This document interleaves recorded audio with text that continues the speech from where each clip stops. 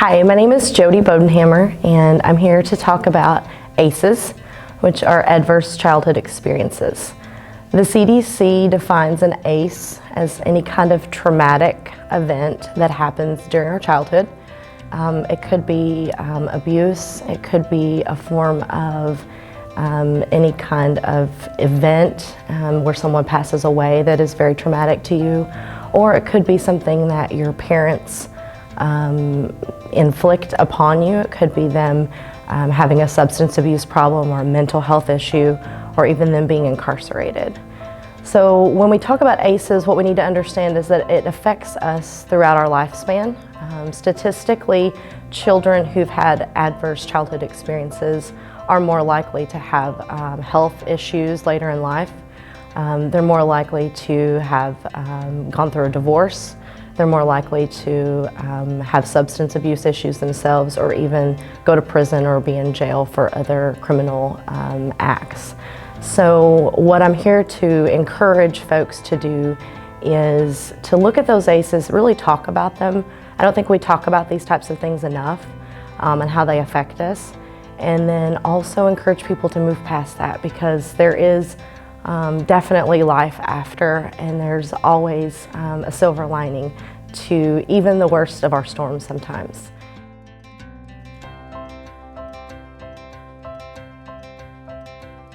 My story begins really kind of when I was about 3. My mom left home, and she was 18 at the time, so I'm going to let you do the math on that. But whenever she left, I'm sure that she left with intentions of me being taken care of, and I was. My grandparents and my dad and other family members and friends really stepped up, and I'm so grateful for that. However, the impact that she had and the life that she led after that also was the beginning of my adverse childhood experiences. And when she left home, I believe that was the start of her probably 30 plus year substance abuse problem. And she will tell you to this day that it's not a decision she's proud of or anything that she would do over again. I think that she certainly does have some regrets, but I also know that the things that happened to me and to my other siblings are what shapes us and what molds us today. And so when I was a child, I was about 9 years old, and again, my parents had divorced and my dad was raising me. My mom had remarried, and she told me that she was going to have a baby, and I had a little sister, Courtney, and I thought, finally my mom's going to get her life together, and she's going to be a mom, and we're gonna have a good family on that side of my family. And it wasn't but a few years. My sister, again, was about 3, and my mom left her and her dad. And that's when she really began to struggle with her addiction that I was aware of anyways. All throughout my junior high and high school, she was in and out of jail. She was always in trouble with the law. She was sometimes sober, sometimes not. I can remember my dad not letting me go for visits sometimes when she would come. And now I know it was because he didn't want me to go somewhere that wasn't safe. But I remember being mad at my dad because I couldn't go see my mom. And I also remember being really mad at my mom sometimes too, and not just for myself, but for my sister's sake, because she had kind of done the same thing to my sister that she did to me, and that really made me angry. I remember sending my mom a Mother's Day card when she was in rehab one year, and that was really, really strange and really hurtful. I remember crying about that and thinking, why does she continue to choose this life as opposed to being a mom to us and being there for us?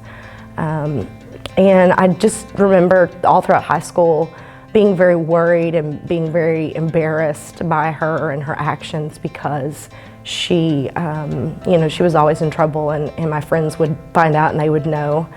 And I now know as an adult that people don't judge you nearly as much as you think they are.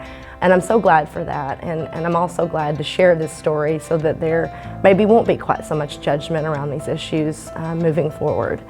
And the other things that came along throughout the next few years, my mom came to me right after I turned 18 and told me that she was pregnant again.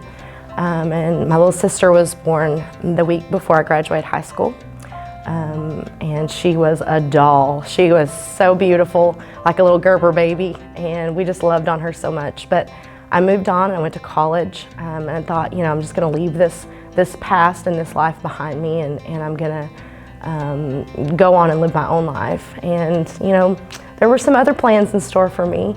I came home after my sophomore year of college, and my sister Courtney called me up and asked me to go visit my mom. She wasn't doing very well again, and we kind of know what that meant. She had slipped back into her addiction.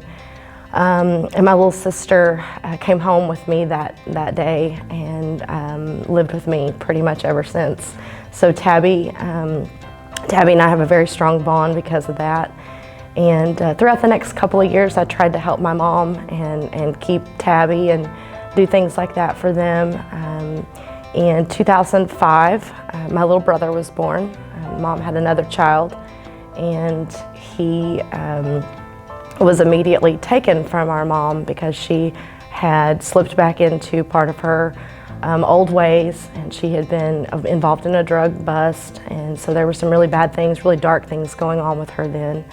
And I was able to take Trace when he was about 3 months old.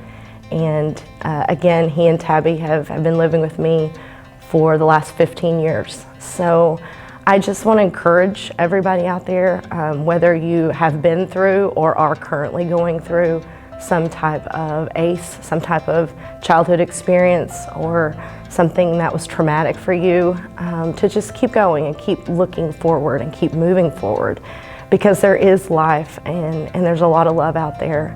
I'm so very grateful to my dad and my other family members and my grandparents on both sides of my family for always looking after me and taking care of me. And I'm so happy that my sibling group, my sister Courtney, my sister Tabby, and my brother Trace, and I are able to remain as close as we are. Oftentimes when we've had traumatic childhoods, our bond with our siblings isn't as good as we'd like it to be. And so I'm so thankful for them. I'm thankful for my teachers and my coaches and my friends from high school who were there for me during some of those really tough times. I'm still close with them this day. I still keep up with my high school friends and a lot of the teachers and faculty just because they feel like family to me. And I'm also here to encourage you to reach out, and if you are having any kind of issues, whether it's traumatic right now or doesn't seem so traumatic because that's kind of become your normal, just know that that doesn't have to be your normal. And know that you can move past your ACE and continue to live a good and a full life. I'm a mom now, I'm a wife, I'm a college graduate, I'm a registered nurse. I'm working at the hospital here at Baxter Regional. I'm currently pursuing my master's degree, so that's kind of an exciting thing for me. And my sister Courtney is a pharmacist, and my sister Tabby is in college, and our little brother Trace is in 8th grade this year, and he's really just knocking it out of the park, doing a great job, just being a kid. And so that's what I hope for anyone and everyone that has had to endure some sort of traumatic event, is to be able to move past that, and for that not to be your normal, and for that to be, for you to be able to live a good life and a full life. And just take care of yourself, and God bless.